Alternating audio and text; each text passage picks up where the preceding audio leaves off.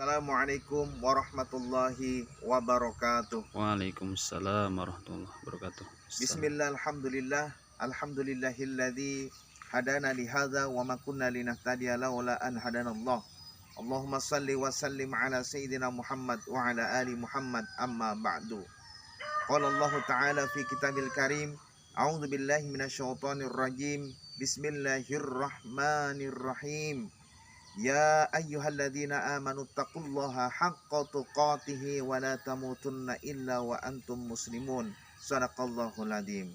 Sahabat kaum muslimin dimanapun Anda berada, yang pertama marilah kita bersyukur kepada Allah Subhanahu wa ta'ala. Pada detik ini kita masih diberikan nafas kehidupan oleh Allah, sehingga kita dapat berkumpul bersama, diberikan oleh Allah Subhanahu wa ta'ala untuk menjumpai di tahun baru, tahun 2022. Yang kedua, salawat beriring salam mari kita sampaikan kepada Nabi kita Muhammad sallallahu alaihi wasallam.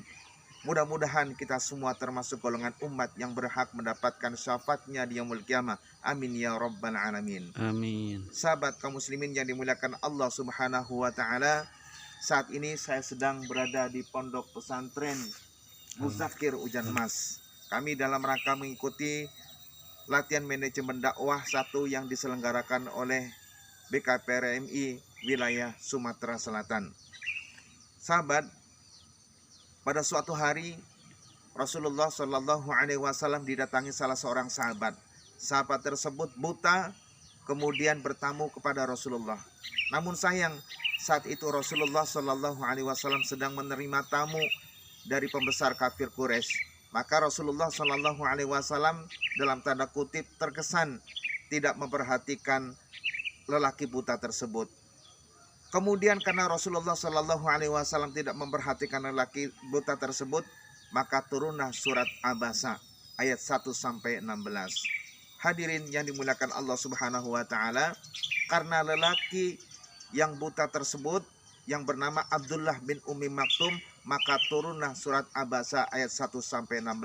Barangkali kalau tidak ada Abdullah bin Ummi Maktum yang datang kemudian berkonsultasi kepada Rasulullah, wallahualam, mungkin surat Abasa ayat 1-16 tidak akan turun.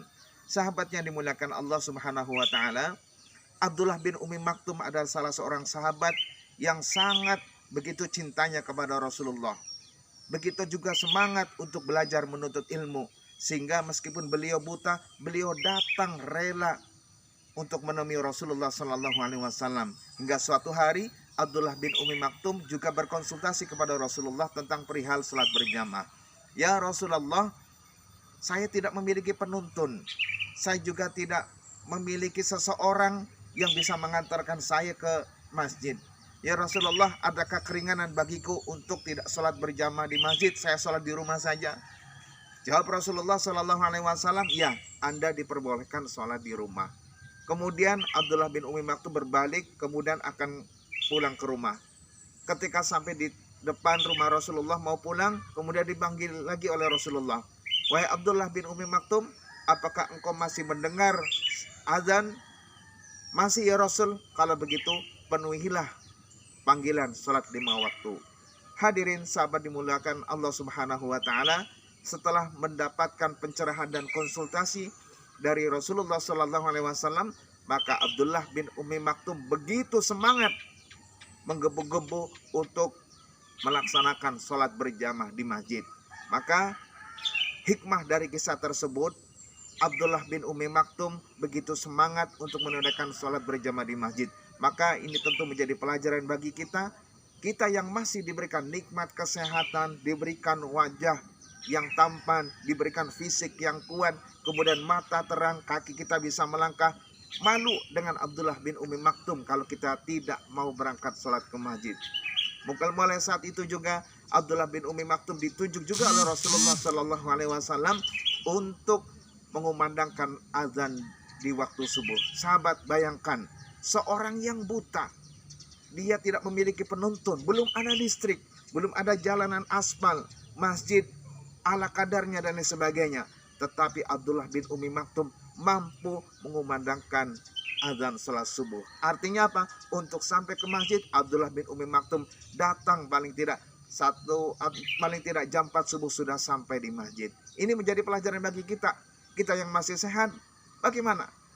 Apakah adzan berkumandang saatnya sholat subuh kita sudah hadir di masjid? Ataukah kita masih terlelap dalam tidur? Anda sendiri yang tahu jawabannya. Maka dari itu, sahabat kaum muslimin yang dimuliakan Allah Subhanahu wa taala, mari kita bersama-sama tekadkan diri kita untuk sama-sama memakmurkan masjid Allah Subhanahu wa taala. Apalagi kita yang terhimpun dalam BKPRMI, Badan Koordinasi Pemuda Remaja Masjid Indonesia.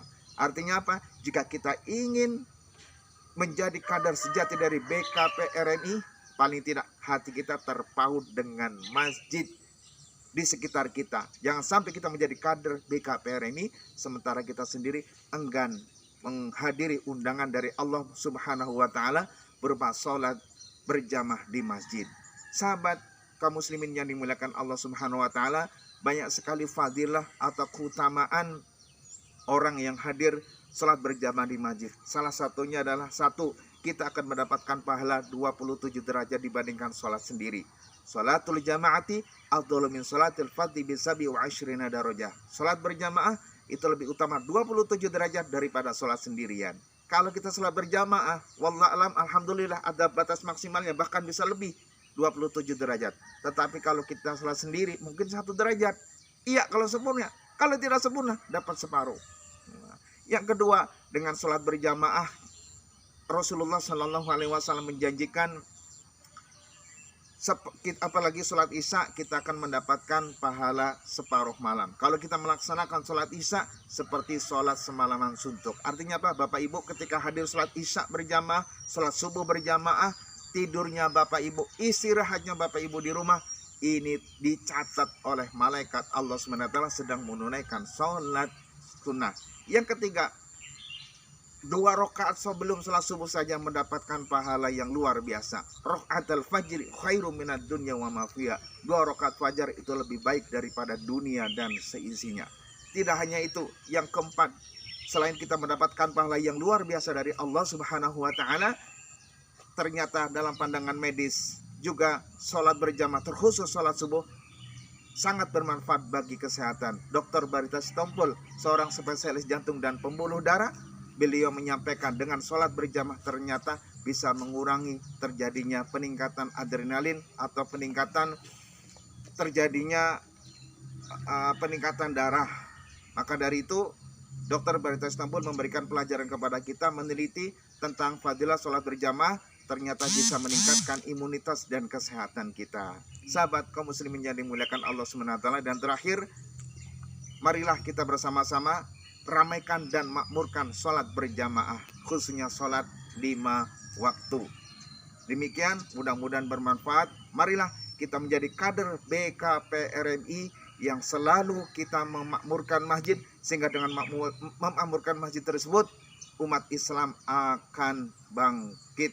Umat Islam akan bangkit manakala jamaah sholat subuh seperti banyaknya sholat Jumat. Barakallah, terima kasih, mudah-mudahan bermanfaat. Apabila ada kesalahan, kekurangan, mohon maaf. Billahi taufiq wal hidayah. Wassalamualaikum warahmatullahi wabarakatuh. Waalaikumsalam warahmatullahi wabarakatuh.